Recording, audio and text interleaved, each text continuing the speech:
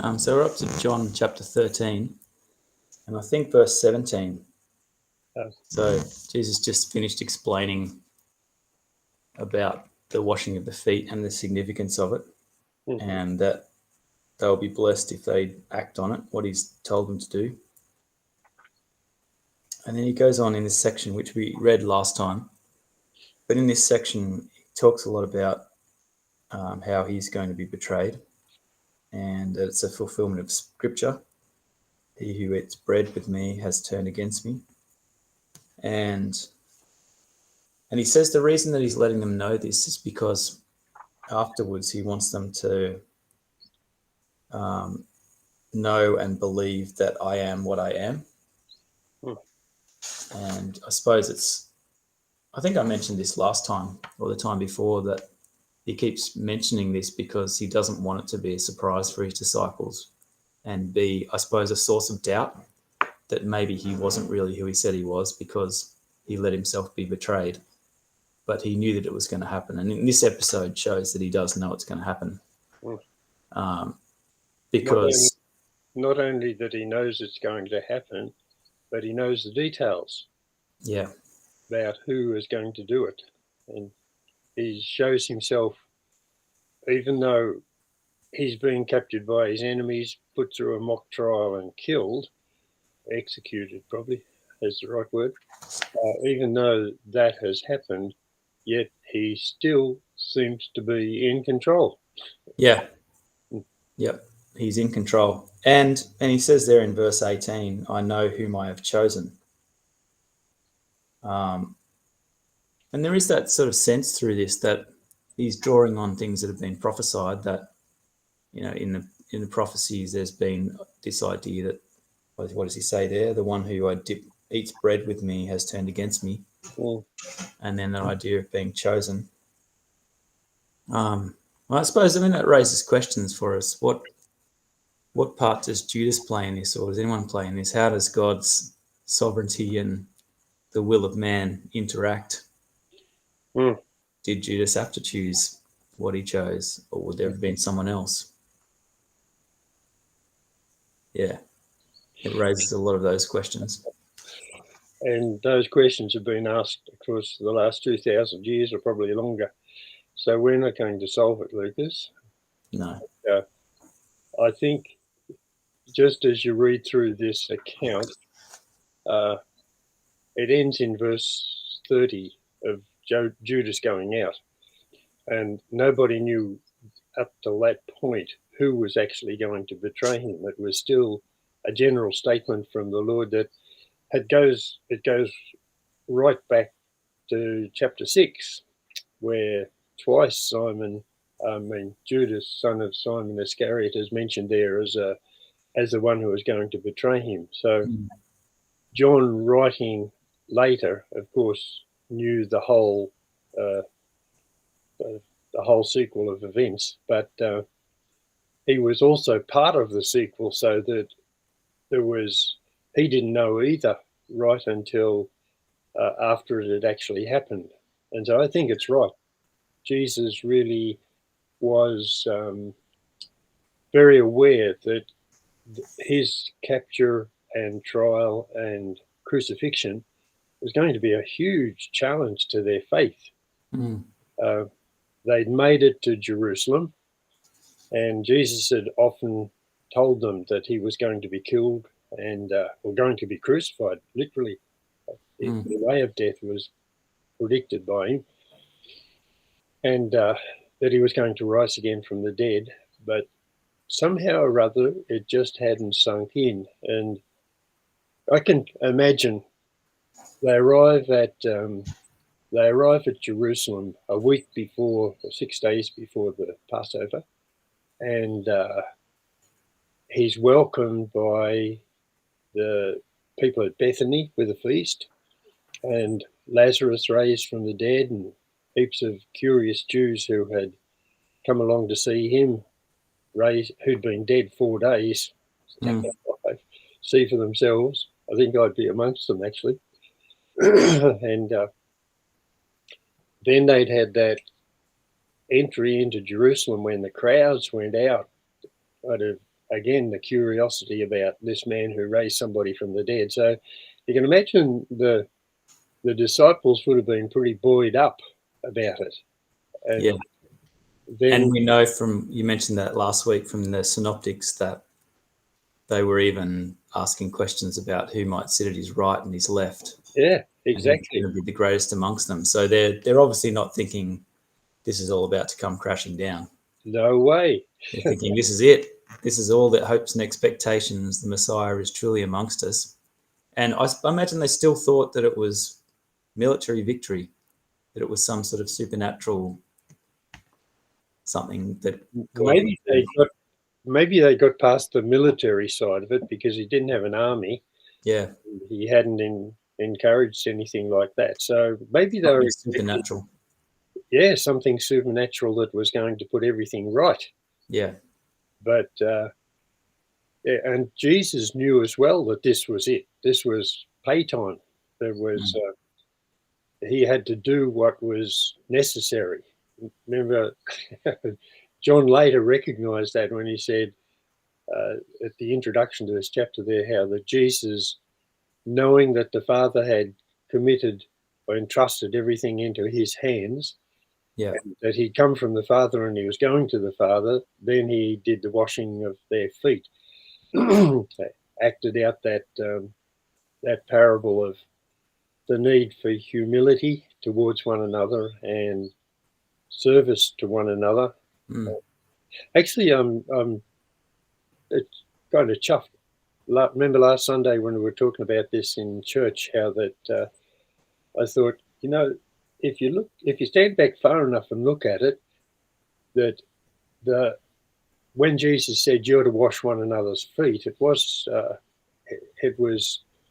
metaphor, but it's what is the metaphor about? And I think there's a direct kind of correlation between washing the feet, which was apparently a custom for people walking dusty streets in sandals after they'd already had a bath, because that's what he made the symbol refer not to the bath that somebody had had before we went to a party, but to the tidying up of the dirty feet. yeah. And that was all. He really emphasized that that's all that was about. Because they're already clean because they've been with him. Yeah, They've had their bath. If you're with Jesus, then you've had your bath. exactly. And interacted with him and listened to him and Yeah, taken followed him. seriously what he was teaching and saying. Yeah, So, yeah, and so the emphasis there is on the what do you call it? Cleanliness, but it's I didn't read it, but it's in John's epistle that if we walk in the light as he is in the light, then we really have fellowship with him, and the blood that he shed keeps us clean from any and every sin. So there's a provision there in the death of Jesus for that kind of continuing follow up of getting the dust off your feet. yep. And we're supposed to help one another by We do washing it. one another's feet. So Yep. it really does make it so that Jesus is encouraging us by his example and by those words and by that metaphor that we're to be concerned about one another in our Christian lives, that we live we live in the fellowship with Jesus. Remember, that's Peter's thing was, look, if I have to let you wash my feet so that I have fellowship with me, then wash my hands and my head as well. And Jesus said, no, you don't need that. You just need that cleansing, washing the dust off your feet. And that's what we need. You and I think every Christian needs to be kept continually aware of the ongoing washing, cleansing, purifying, whatever it is, of our lives, not by what, standing in for what Jesus did by dying and rising from the dead and dealing with sin once and for all for the whole of the universe, but to be encouraging one another and helping one another to to overcome the petty little things that keep us from having fellowship with Jesus continually. Yeah. I still haven't got my head around it, but I know what I'm trying to say. And it's interesting, there's that, because of that washing and that idea of service, that the focus is, I suppose the opposite of that is when you get self-focused and you're just thinking about yourself and your own needs. But there's, in that, the washing of the feet is a really strong example of serving others in the most humble kind of way, which you've already mentioned. And so I see that sort of contrast there, that you've got to get the focus off yourself. Yeah, we've got to get the focus off ourselves. But the point I think about the washing of the feet is I have to help you get your focus off yourself. Yeah. And you have to help me to get my focus off myself. Yeah. And that's what the washing is all about. Anyway, sorry, that's on my heart. I had to go back to it. But you're right. What I was trying to say before is that the 12 disciples didn't know that there was treachery in the camp. And to suddenly discover that all along they'd had this sort of spy in them, amongst them, sharing life, sitting with Jesus when they sat with him, and all the time being really keeping to himself the fact that he was, there was a large bit of him that was not happy with what Jesus was doing. And your question about, the free will comes really into focus there with what really was going on inside Judas. And obviously John is pretty fascinated by this question because he's the one who talks most about Judas, and he gives us this information.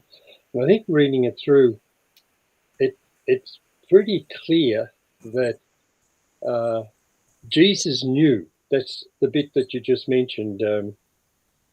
What did you just mention? I've forgotten now. It starts off that section. I'm not speaking about all of you. I know whom I have chosen. Yeah.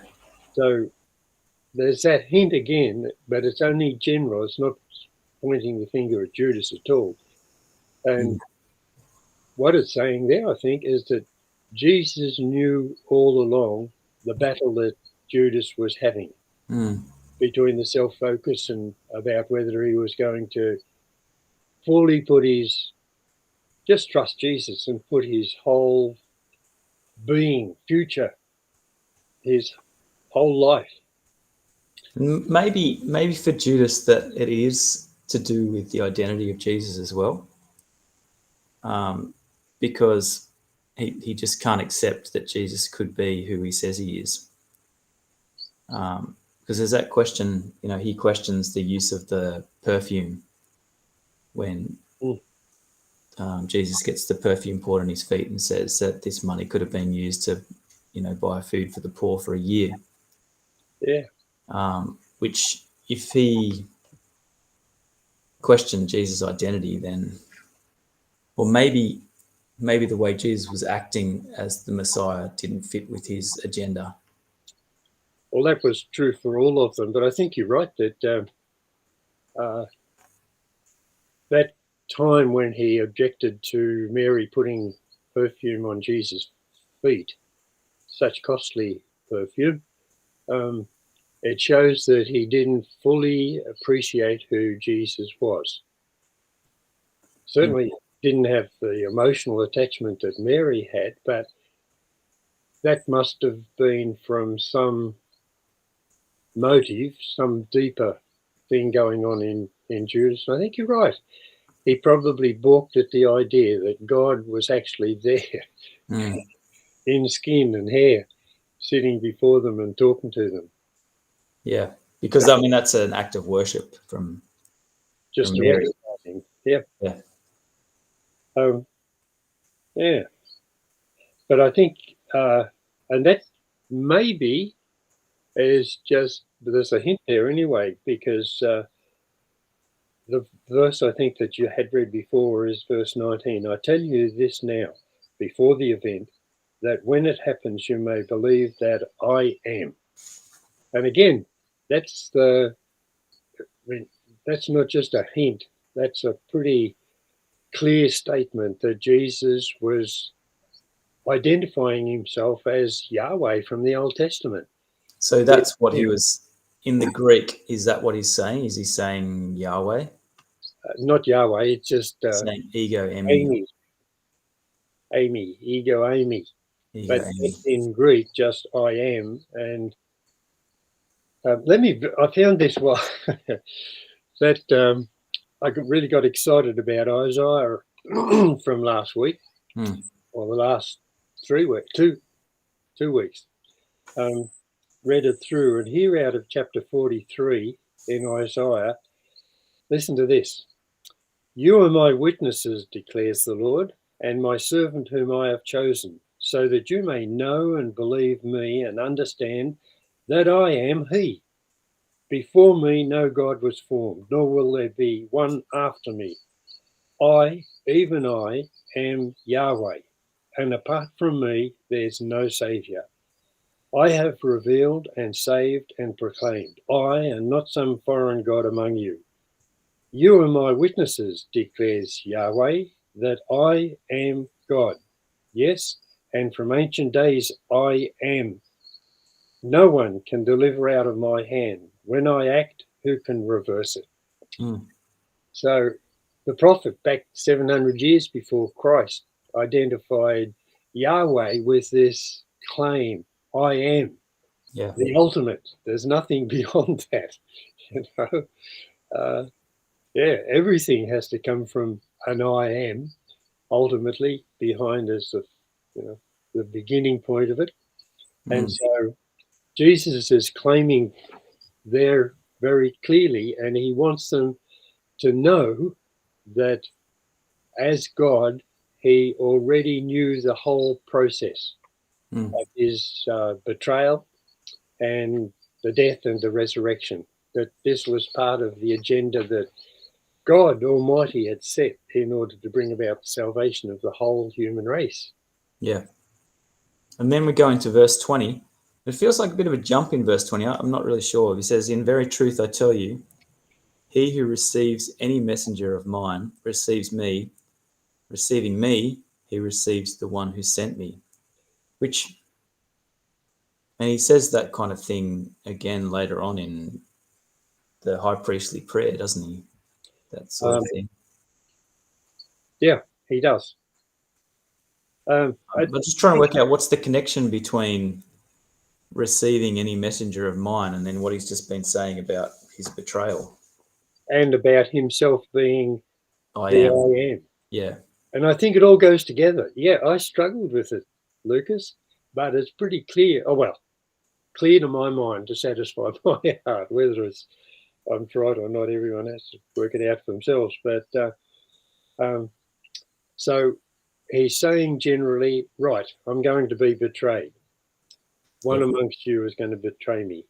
And then he says that I'm letting you know ahead of time so that you can stay assured that I really am. I am who I am, that I am God come in the flesh. That's what he wants them to be restored to after the whole debacle of the betrayal and his death and his resurrection, of course. And so he's putting that down there quite clearly. And then he's going on and saying, in very truth, I tell you. So this is really important. He wants them to grasp this. They've got to remember it. He who receives any messenger of mine. And the word there, of course, is apostolos, which is apostles. And those disciples were the apostles to be. They were going to be sent with the message of Jesus. And so he's affirming to them not only his identity, but their role in his purposes being worked out into the future. So, he's giving them the highest honor that's possible to have. Whoever is going to receive us as messengers of Jesus is actually receiving the one who sent Jesus, God himself. Right. And he's saying that straight after he's talking about the betrayer. Exactly. In order so that it, in their minds, after it's happened and they start reconsidering and working it all out. Mm. And remember Luke's story about the two that were on the way to Emmaus. They were really puzzled. Yep. We don't know what's happening. And the resurrection had really thrown everything up in the air. They were no longer afraid of the fact that his enemies had won.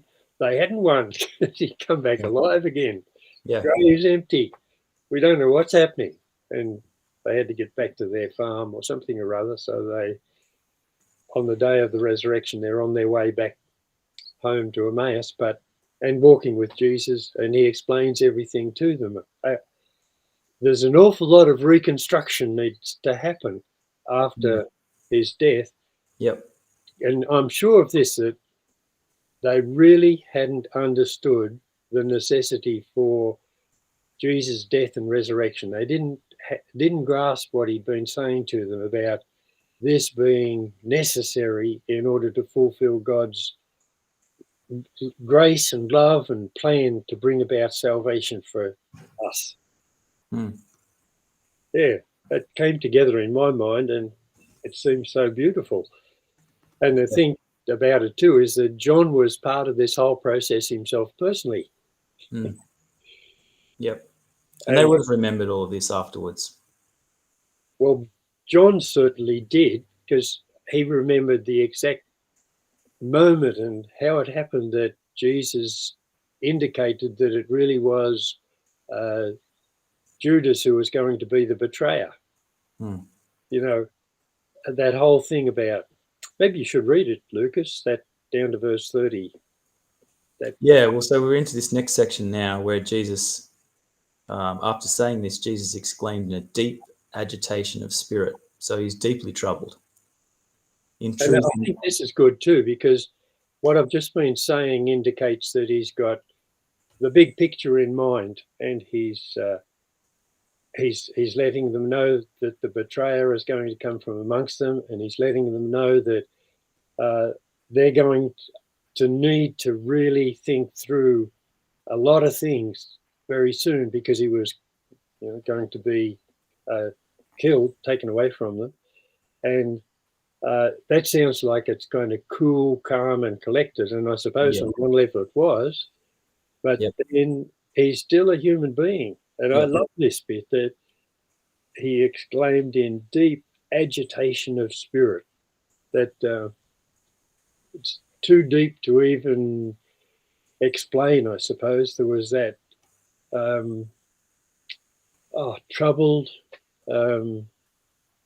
It's interesting. You wonder what it would have looked like for John sitting there watching Jesus do that, whether there was a sort of a groan or a sigh or just something that he sensed deep in Jesus' spirit and soul right there, that he then years later describes that as a deep agitation of spirit. Yeah, I hadn't thought about that. I wonder what it looked like. Yeah. He already, remember at the tomb of Lazarus, when he raised Lazarus from the dead, it says that he wept. And there he was really troubled.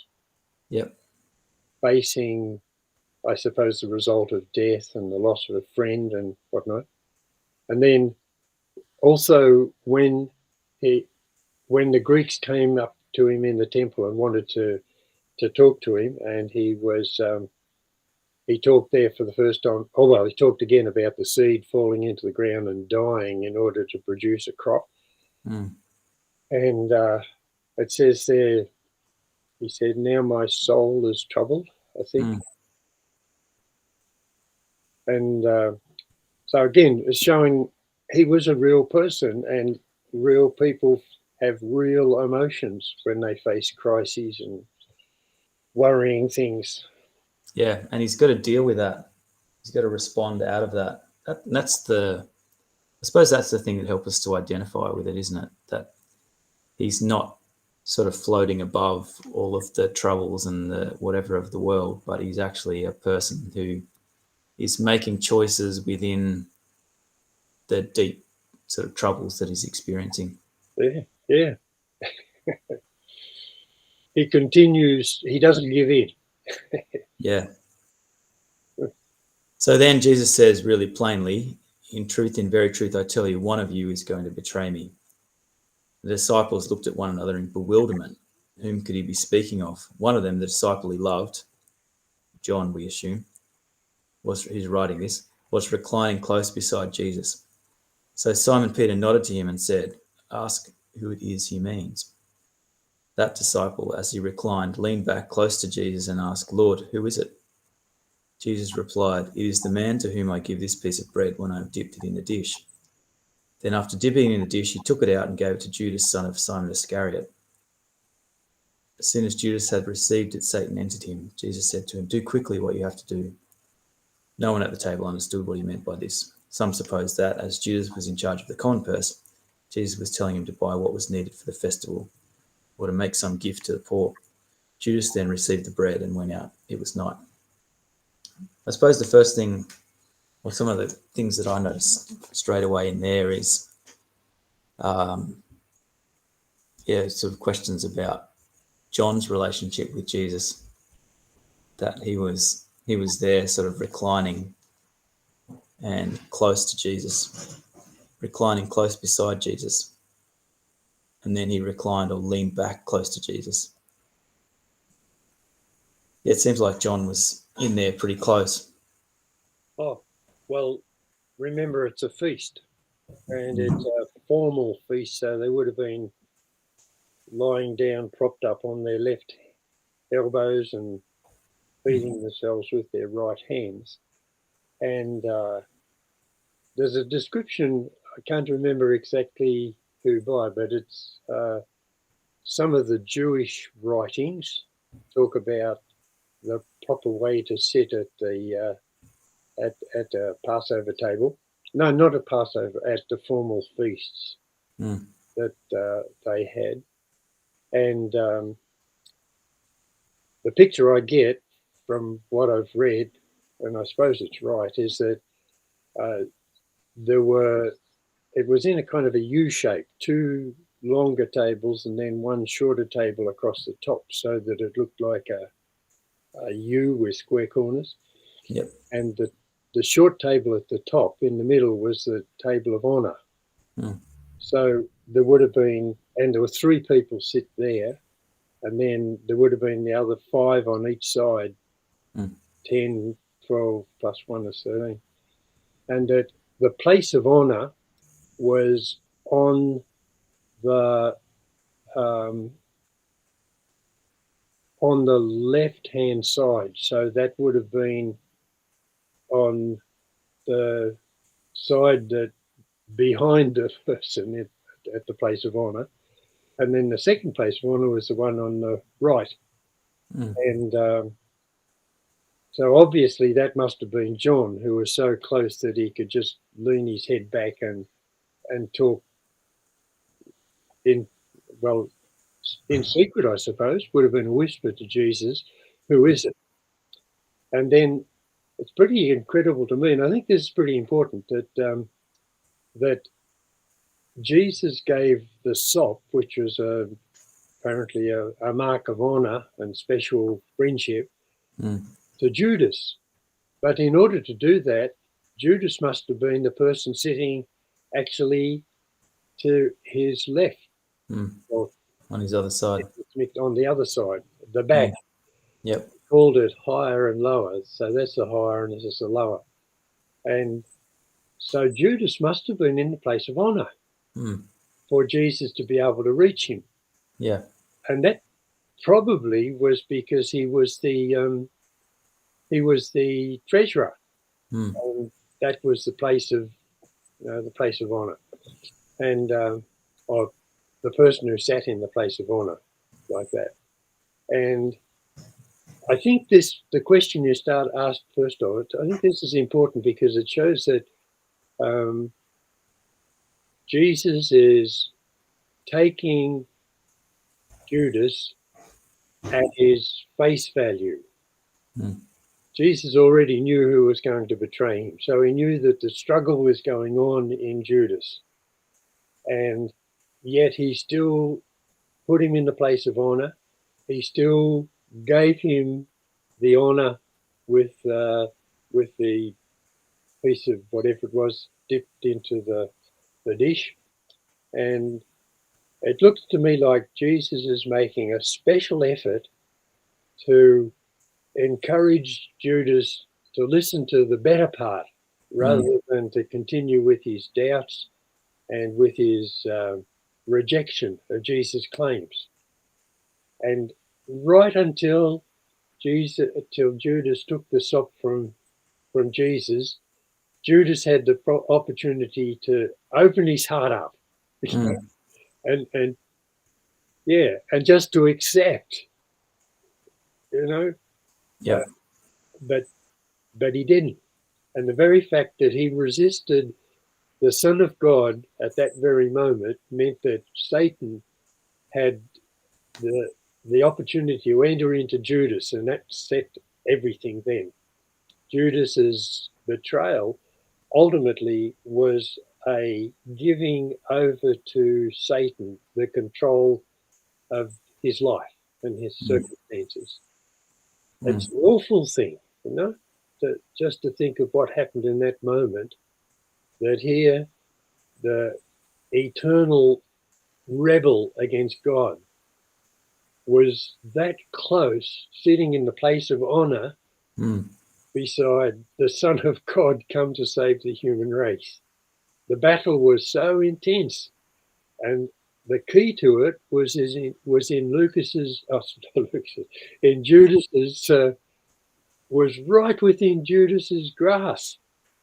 If he had only taken that opportunity, then who knows what would have happened. But Satan would have been resisted by a human being choosing Christ. And that's the story of life right now. All over the world, there are people who have got their own destiny in their hands, and they're just one choice away from eternal joy and bliss and peace and fulfillment, eternal life, real life, or putting themselves into the hands of Satan for Satan to do his thing, whatever that might be. Yeah. And is it for Judas, he'd obviously become disenchanted with Jesus and didn't believe him. And then is it also the short term, he knows there's money involved. Oh, yeah. And, there's that short term security. Imagine the amount of money that he gets. Is it 30 pieces of silver? That's quite a lot of money. Could have lived very comfortably on that. But he chooses that kind of security instead of listening to that truth that Jesus is speaking to him right there and then. Yeah. Yeah. But the thing is still that only John knew that Simon was, like, as he watched this thing unfold, he would have recognized that, Judas, son of Simon Iscariot, was the one who was the betrayer. And then that little exchange where Jesus said to Judas, do quickly what you have to do. And it seems even there that Jesus is in control. Yeah. He's almost ordering Judas to hurry up and carry out the betrayal. Yeah. And he did. He went straight away to the high priest and collected the 30 pieces of silver and led the soldiers to the Garden of Gethsemane where Jesus and the disciples were. So it seems that even at that very moment, Jesus took control and maybe preempted Judas's plan by saying, go and do it quickly.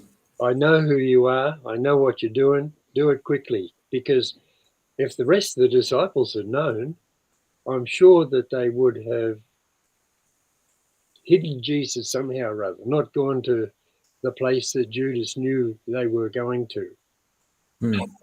There's so much in that.